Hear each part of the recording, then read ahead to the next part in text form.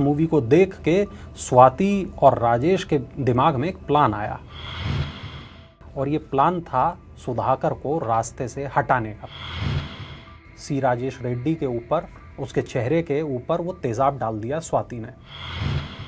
चेहरा बदल सकते हो, आप आवाज़ कैसे बदलोगे? आप आदमी का जो बेसिक होता है नेचर वो कैसे बदलेंगे? ये बातें उन्होंने शायद सोची ही नहीं थी। नमस्कार, मेरा नाम है मृत्युंजय त्रिवेदी और आप देख रहे हैं अमर उजाला। अपराध लोक के दूसरे एपिसोड में आपका बहुत बहुत स्वागत है। आज हम लोग अपराध लोक में जो एक केस डिस्कस करने वाले हैं, जिस केस पर चर्चा करने वाले हैं, वो केस जब हमने सुना, जब हमने जाना, जब हमने उसके बारे में पढ़ा, तो ऐसा लगा कि ये इस तरह के भी अपराध हो सकते हैं क्या सोसाइटी में इस तरह के भी अपराध होते हैं। हालांकि उस केस पे मूवी बन चुकी है। वो मूवी कौन सी है, उस मूवी में क्या पटकथा है और ये घटना कहाँ की है, किस साल की है और ये इस घटना के मूल वजह क्या रही, इन सब बातों पर हम बात करेंगे। हमारे साथ रोज़ की तरह हमारे साथ मौजूद हैं हमारे वरिष्ठ सहयोगी वरुण कुमार जी। उनसे जानेंगे कुछ सवालों के बारे में। हालांकि हम आपको बता दें कि ये एक कहानी ऐसी है, लव ट्रायंगल के बारे में आपने बहुत कुछ सुना होगा, बहुत कुछ मूवीज़ भी देखी होंगी, लेकिन आइए इस कहानी को जानिए, इस घटना को जानिए और ये कहानी, ये घटना अपराध में कैसे तब्दील हो गई, ये भी जानते हैं। सर, बहुत बहुत स्वागत है आपका। कहाँ का ये मामला है और ये जैसे भी कहा, कहानी या घटना अपराध में कैसे बदल गई? जी, देखिए, होता कुछ इस तरीके से कि कोई भी जो अपराध है वो दो तरीके के होते हैं जी।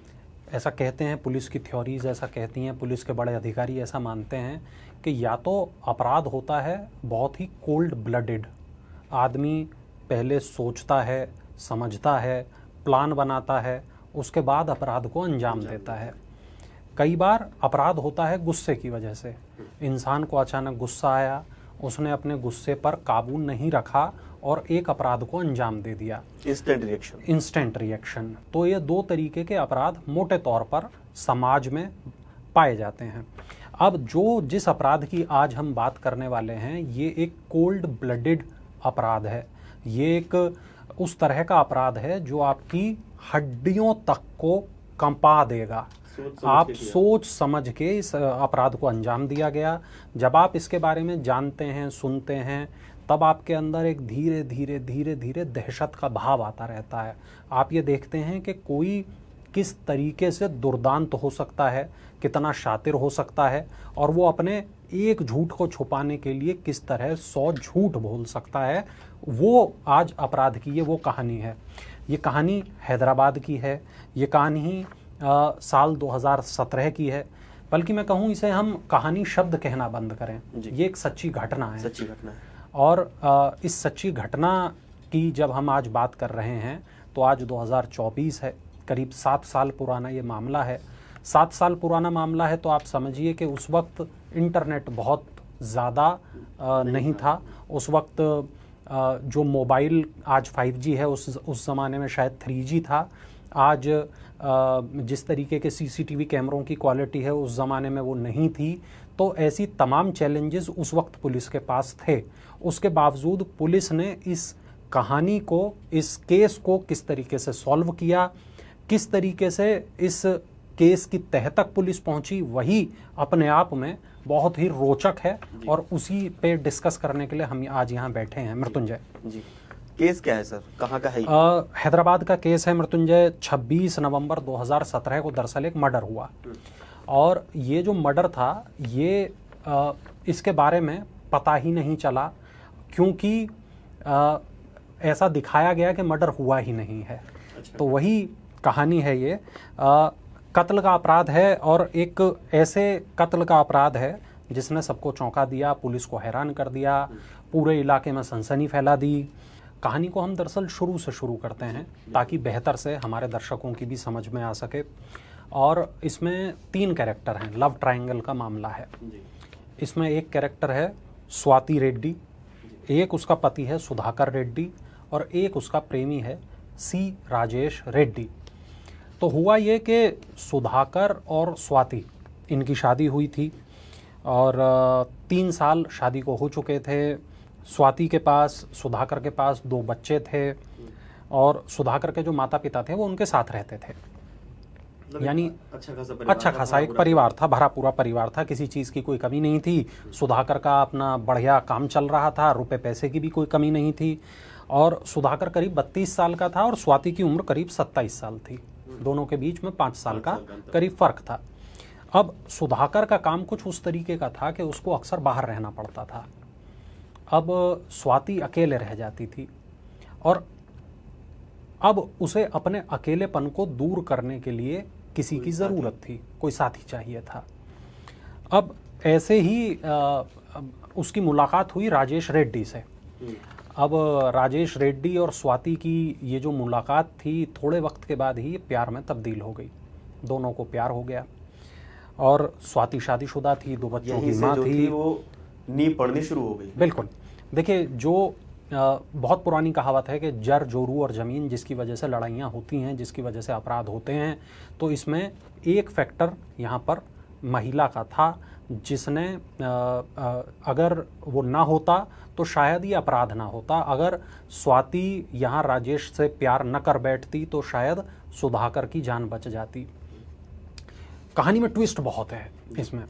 तो हुआ क्या कि राजेश और स्वाति के बीच नज़दीकियाँ बढ़ने लगीं, राजेश और स्वाति के बीच अफेयर चलने लगा।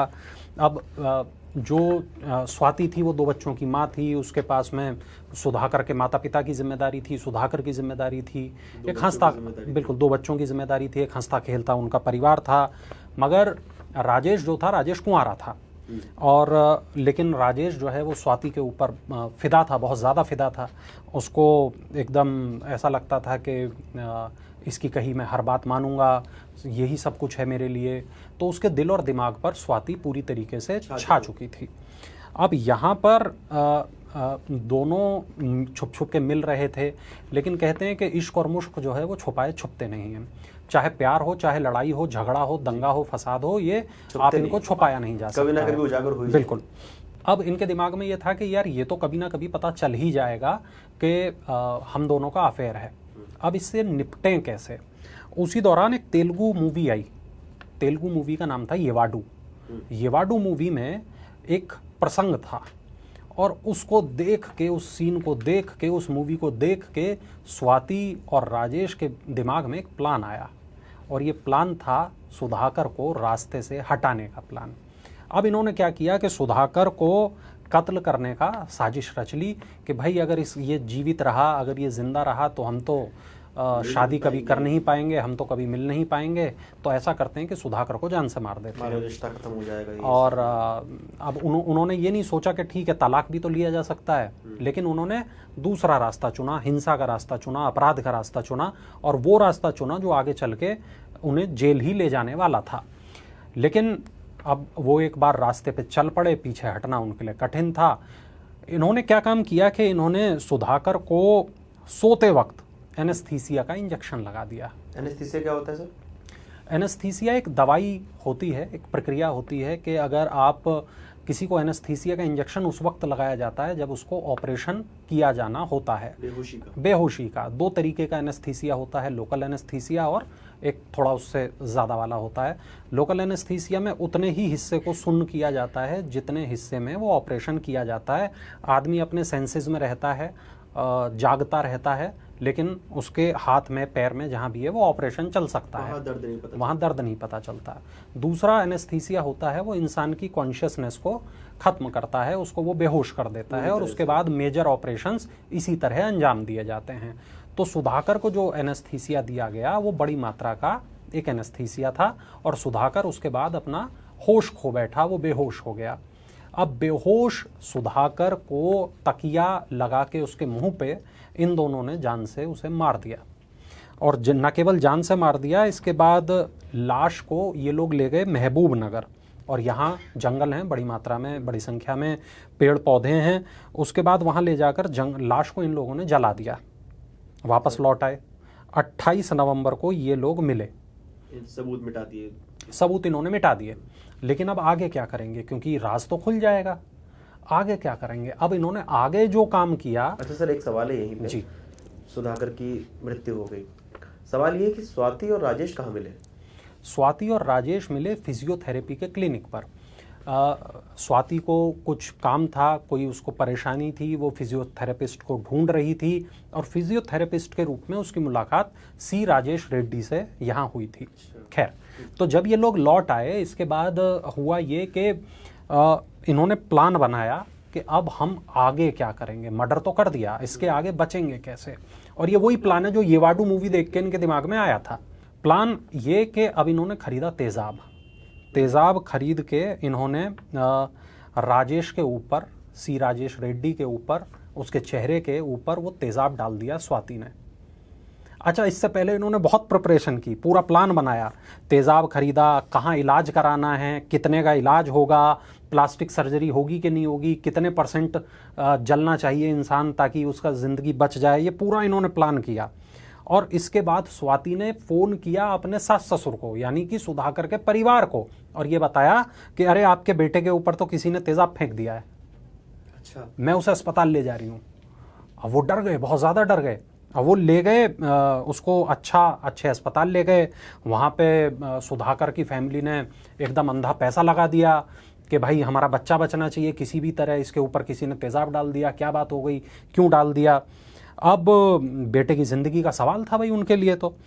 लेकिन उन्हें क्या पता था कि जिसको वो सुधाकर समझ रहे हैं, ये तो सुधाकर है ही नहीं, ये तो सी राजेश रेड्डी है। अब यहाँ देखिए, पुलिस आई, तमाम चीज़ें हुई, डॉक्टर इधर प्लास्टिक सर्जरी कर रहे हैं, उधर ये लोग इसके माता पिता ने भी मान लिया कि भाई कुछ पंगा हो गया था और हमारे बेटे के ऊपर तेज़ाब डाल दिया। अच्छा, उस वक्त इंसान बोलने की हालत में नहीं होता, वो क्या बोलेगा, पुलिस में मामला तो चला गया, लेकिन अभी फ़िलहाल उसका केवल इलाज हो रहा है, चेहरा ठीक किया जा रहा है। अब धीरे धीरे जो सुधाकर के रूप में राजेश वहाँ मौजूद था, उसकी स्थिति सुधरने लगी। मतलब उन लोगों को लगने लगा कि अब हम सुरक्षित हैं। हाँ, अब चलो दूसरा चेहरा लेके साथ में रह लेंगे। हाँ, अच्छा, उसको दिखा दिया गया कि देखिए ये सुधाकर का चेहरा था डॉक्टरों को, और इसको वैसे ही बना दीजिए। और डॉक्टर उसकी रोज़ प्लास्टिक सर्जरी कर रहे होते थे, उसको वापस सुधाकर बना रहे होते थे राजेश को। लेकिन आप चेहरा बदल सकते हो, आप आवाज़ कैसे बदलोगे, आप हरकतें कैसे बदलोगे, कैसे बदलेंगे? आप आदमी का जो बेसिक होता है नेचर, वो कैसे बदलेंगे, ये बातें उन्होंने शायद सोची ही नहीं थी। यहाँ से मामला उनका खुलने लगा, फंसने लगा। वो अपने रिश्तेदारों को नहीं पहचान पा रहा था, वो अपनी जो मेमोरीज़ हैं, चूँकि वो मेमोरीज़ तो सुधाकर की मेमोरीज़ थी, वो रिकॉल ही नहीं कर पा रहा था। उससे पूछा जाता था कि अच्छा एक बार तो ऐसा हुआ था, अब उसे पता ही नहीं कैसा हुआ था। उसका कोई दोस्त आया और सुधाकर कैसे हो, अब उसे पता ही नहीं ये आदमी कौन है। तो उस तरीके से वो धीरे धीरे फंसने लगा। अब जब ये फंसने लगा तो उसने याददाश्त का असर का नाटक शुरू कर दिया, मूवी के अंदर मूवी चला दी। ये वाडू तो थी उसने अपनी नहीं शुरू कर दी, उसने एक ये भी चला दी, मेरी तो याददाश्त चली गई, मैं तो बहुत शौक में हूँ। मगर सुधाकर के माता पिता को थोड़ा थोड़ा ये लगने लगा कि ये बेटा हमारा है भी या हमारा नहीं है। मगर एक दिन वहाँ पर कुछ ऐसा हो गया कि जिससे ये पूरा जो भेद है ये खुलने लगा, मतलब थोड़ा और खुलने लगा। हुआ क्या कि राजेश को अस्पताल की तरफ से दिया गया पीने के लिए मटन सूप। अब उसने इनकार कर दिया और उसने ये भी बोला कि मैं तो शाकाहारी हूँ, मैं ये मटन सूप नहीं पी सकता। अच्छा, हाँ, कि सुधाकर मांसाहारी था, वो मटन सूप पीता था। अब इसके बाद हुआ ये कि यहाँ पर बैठा था सुधाकर का एक बहुत ख़ास रिश्तेदार। अब उसने ये पूरी बात नोटिस की, वो बोला कुछ नहीं, लेकिन वो घर गया और उसने सुधाकर के माता पिता को ये बात बताई कि ऐसे ऐसे बात है। अब जैसे ही बताया तो वो दोनों उन्होंने कुछ रिश्तेदारों को बुला लिया और उस दिन वहाँ पे उसके आसपास तमाम रिश्तेदार जमा हुए और उससे सवाल कुछ किए गए, खाने पीने को लेके सवाल किए गए, कपड़ों को लेके सवाल किए गए और उसकी पसंद नापसंद को लेकर सवाल किए गए। तो इस पूरे टेस्ट में राजेश हो गया फेल। अब इन लोगों को तो ये अंदाज़ा हो गया कि ये हमारा बेटा सुधाकर नहीं है, ये कोई और है, लेकिन उन्होंने खेल को बिगड़ने नहीं दिया। अब ये है कौन, इसकी पहचान करनी है। हाँ, उन्होंने सोचा कि अगर हम अभी बोल देंगे कि हल्ला मचाएंगे तो ये पता चल जाएगा। उन्होंने कहा अरे होता है कोई बात नहीं, तुम्हारे शायद याददाश्त पे असर पड़ा है बेटा, कोई बात नहीं, धीरे धीरे तुम ठीक हो जाओगे, फिर करेंगे हम लोग बात वगैरह वगैरह, और कह के वो लोग वहाँ चले गए। लेकिन जैसे ही वो वहाँ से निकले अस्पताल से, वो सीधे पहुँचे पुलिस के पास और उसके बाद पुलिस को बताया कि भाई हमें ऐसा लग रहा है और ये मामला है, अब आगे आप देखो। अब पुलिस तो हैरान हो गई। अच्छा, पुलिस इस बात की जांच कर रही थी कि तेजाब किसने फेंका। सुधाकर के ऊपर, राजेश के नहीं, क्योंकि राजेश को तो अभी तो वो सीन में है ही नहीं, तो पता ही नहीं राजेश कौन है। तो वो सुधाकर के ऊपर तेजाब फेंकने की जांच जो है वो कर रही थी पुलिस। अब उन्हें ये बताया गया कि ये आदमी सुधाकर नहीं है, ये कोई और है, आप इसके बारे में पता करो। अब पुलिस ने जांच जब करने लगी पुलिस, तो जांच के दौरान उसने कहा कि भाई यहाँ साइन कर दो। उसको बोला सुधाकर को, जो कि राजेश था। अब उसे आते तो थे नहीं साइन करने, सुधाकर वाले कैसे साइन करूं, तो उससे कहा फिंगरप्रिंट दो। अब जब फिंगरप्रिंट लिए पुलिस ने और उसके बाद आधार कार्ड से मिला लिया। अच्छा, वहां पे खेल चल गया कि तो याददाश्त चली गई, साइन करना भूल गया। हाँ, तो फिंगरप्रिंट दो। हाँ, फिंगरप्रिंट दो, आधार कार्ड से मिला लिया। अब आधार कार्ड पे जैसे ही मिलाया, बायोमेट्रिक डेटा निकल आया, आधार कार्ड से पता चल गया अरे ये तो राजेश है। अब वहां पर हुआ ये कि पुलिस ने अब एक और काम किया, उससे पूछा कि तुम्हारे ऊपर तेजाब कहाँ फेंका गया था।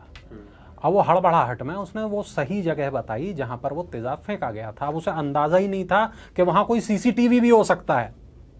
अच्छा, अब देखिए 28 नवंबर की वो घटना जिसमें स्वाति ने राजेश के ऊपर तेजाब फेंका और सुधाकर को मारने के बाद ये पूरी घटना सीसीटीवी में रिकॉर्ड हो गई। अब वो सीसीटीवी पुलिस को मिल गया। अब इसमें सुधाकर और राजेश ये दोनों दिखाई दे रहे थे। ये दिखाई दे रहा था कि स्वाति ने किस तरीके से राजेश के ऊपर तेजाब फेंक दिया। अब यहां उसके बाद में पुलिस को अब यहां एक चाहिए था कन्फेशन, क्यों फेंका भाई, क्यों फेंका, क्या हुआ, उसके ऊपर क्यों फेंका। हाँ, तो उसके बाद में राजेश के कमरे के बाहर पुलिस को तैनात कर दिया गया और उसके बाद स्वाति को पुलिस स्टेशन ले गए। होम अरेस्ट कर दिया उसे। हाँ, और स्वाति से पूछा कि भाई बताओ कहानी क्या है, ये देखो तुम तेजाब फेंकती इसमें दिख रही हो, अब कहानी बताओ कहानी क्या है। अब स्वाति डर गई, उसने वो येवाडू वाली कहानी भी बता दी और अपना पूरा गेम प्लान भी बता दिया कि किस तरीके से हमने अपने पति को मारा था, किस तरह महबूब नगर के जंगल में उसे जला दिया था और किस तरीके से यहाँ पे हमने अपने प्रेमी के चेहरे पे तेजाब डाला था। उसने ये पूरी कहानी पुलिस को बता दी। तो 10 दिसंबर 2017 पुलिस ने स्वाति को गिरफ्तार कर लिया, मगर राजेश को नहीं किया क्योंकि राजेश का इलाज चल रहा था। इसके बाद हुआ ये कि राजेश का इलाज पूरा हुआ, फिर राजेश को गिरफ्तार किया गया। और राजेश, देखो सज़ा क्या होती है, सज़ा सिर्फ ये नहीं होती कि कोर्ट आपको क्या सज़ा दे रहा है, सज़ा ये भी होती है कि आपको ईश्वर ने क्या सज़ा दी है, आपको समाज ने क्या सज़ा दी है। तो हुआ ये कि राजेश की माँ ने राजेश के साथ अपने सारे रिश्ते खत्म कर दिए कि मेरे बेटे ने ऐसा घृणित अपराध किया है जिसकी कोई माफ़ी नहीं हो सकती। तो राजेश के पूरे संबंध खत्म हो गए अपने परिवार के साथ। स्वाति और राजेश अब दोनों अलग अलग जेलों में हैं, अपने किए की सज़ा भुगत रहे हैं और सुधाकर के माता पिता उन बच्चों को पाल रहे हैं जो बच्चे स्वाति और सुधाकर के बच्चे थे। अच्छा सर, एक सवाल, जैसे हमने बताया था शुरुआत में कि इस पूरी घटना, इस पूरी जो अपराध है, इसके ऊपर एक मूवी बनी हुई है। हाँ। वो मूवी कौन सी है? देखिए एग्जैक्ट ये नहीं कहेंगे कि पूरी इससे इंस्पायर हो गई है वो मूवी। थोड़े वक्त पहले एक नेटफ्लिक्स पर मूवी आई थी, उसका नाम था किलर सूप। उसमें कोंकणा सेन शर्मा और मनोज वाजपेयी थे। तो ये इस घटना से इंस्पायर होकर ये मूवी बनी, मगर हाँ पूरी तरीके से उसका प्रतिनिधित्व नहीं करती क्योंकि सिनेमाई आज़ादी वहाँ पर ली गई है। लेकिन हाँ उसकी थीम ये है, उसके मूल में ये कहानी है, मगर हाँ वो थोड़ा इससे अलग है। लेकिन अब आप इस केस को पूरे को देखिए, जैसे मैंने कहानी के आपको शुरू में ही बताया था, इस सच्ची घटना के शुरू में मैंने आपको बताया था कि पुलिस जब मामले की जांच करती है तो वो ये देखती है कि मोटिव क्या हो सकता है अपराध का। तो अपराध, जैसे शुरू में ही कहा, दो तरीके के हो सकते हैं, या तो सोच समझकर किए गए अपराध, एक जो भावावेश में किए गए अपराध। अब इसमें से खतरनाक अपराध मृत्युंजय पुलिस हमेशा ये मानती है जो अपराध सोच समझकर किए गए वो अपराध ज़्यादा जघन्य अपराध होते हैं जो कि भावावेश में किए गए अपराधों से बड़े होते हैं। ये बात कोर्ट भी मानता है, कोर्ट ने इस मामले में भी माना, इसको जघन्य अपराध माना। तमाम इस पे लंबी बहस चली, तमाम इस पे तारीखों पर तारीखें चलीं और उसके बाद जब फैसला आया तो जज का फैसला वही था, कोर्ट का फैसला वही था कि स्वाति और राजेश अब अपने आगे की ज़िंदगी जेल में बिताएंगे और अब सोचिए उन बच्चों का भला क्या कसूर जो बच्चे स्वाति और सुधाकर के बच्चे थे। अब सुधाकर के माता पिता उन बच्चों को पाल रहे हैं। एक थोड़े वक्त के अवैध संबंधों के लिए, नाजायज़ रिश्तों के लिए स्वाति और राजेश ने वो काम किया जिसको किसी भी तरीके से ठीक नहीं कहा जा सकता। एक इंसान की जान ले ली, उसको एक बेदर्दी के साथ उसको जान से मार दिया, और न केवल मार दिया, हत्या के सबूत मिटाने के प्रयास किए गए, एक पूरा षड्यंत्र रचा गया। तो तमाम धाराएं यहाँ पर लगी, षड्यंत्र की धारा, व्यक्ति को उसका चेहरा दे दिया, उसको घर में ले आए। बिल्कुल। तो ये अपने आप में बहुत ही कहें चौंकाने वाला अपराध था, और ये वो अपराध था जिसने लंबे वक्त तक मीडिया की सुर्खियां भी बटोरी। मृत्युंजय, चलिए बहुत बहुत धन्यवाद सर आपका इस अपराध को, इस सच्ची घटना को हमें और हमारे दर्शकों को बताने के लिए, क्योंकि ये घटनाएं हम लोग इसलिए और चर्चा करते हैं, इन घटनाओं पर डिस्कस करते हैं ताकि समाज में जागरूकता फैले कि अपराध इस तरह का भी हो सकता है। अपराध, लोग कहाँ से अपराध का थॉट ले आते हैं, कैसे आइडिया पनपता है, और शायद आपको आभास भी नहीं होता कि ये जो कृत्य चल रहा है हमारे आसपास, ये अपराध का ही एक रूप है, या ये उस अपराध की पटकथा बन रही है। इसलिए अब ये जो सच्ची घटनाएं हैं, ये जो क्राइम फाइल्स हैं, जो क्राइम की जो FIRs पुलिस तक पहुंचती हैं, वहाँ से जो हमें जानकारी मिलती है, वो हम आप तक लेके आते हैं ताकि आपको आभास हो सके, आप जागरूक हो सके। बहुत बहुत धन्यवाद सर आपका, बहुत बहुत धन्यवाद हमारे दर्शकों का। आप लोगों को क्या लगता है हमें कमेंट करके बताइए, और जागरूक रहिए, देखते रहिए अमर उजाला। अगर आप ये वीडियो YouTube पर देख रहे हैं तो हमारे चैनल को सब्सक्राइब करें और बेल आइकन को दबाना ना भूलें। अगर आप Facebook पर ये वीडियो देख रहे हैं तो हमारे पेज को लाइक करें।